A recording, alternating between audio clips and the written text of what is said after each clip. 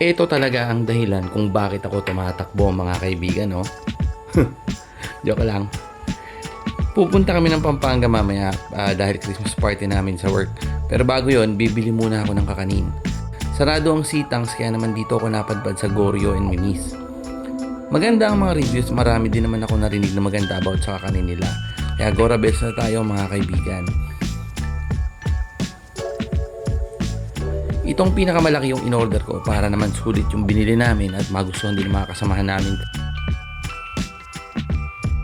And as usual mga kaibigan, ginabi na kami dahil sa traffic ng Malolos.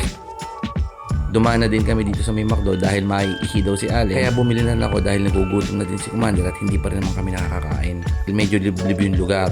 Gawaan daw ng kulog at kidlat yung lugar na to, sabi ng mga tambay sa kanto.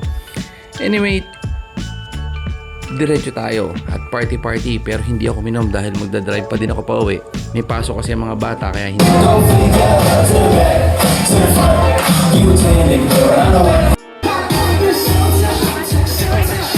Dahil puyat ay sa labas na lang kami kumain ni Mrs. ng almusal at automatic yan Doris, pansit at toge mga kaibigan.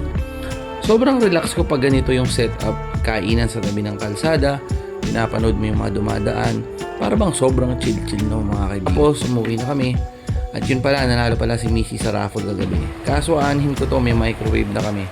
Pamigay kaya natin pag umabot ng 100 shares. Yun lang.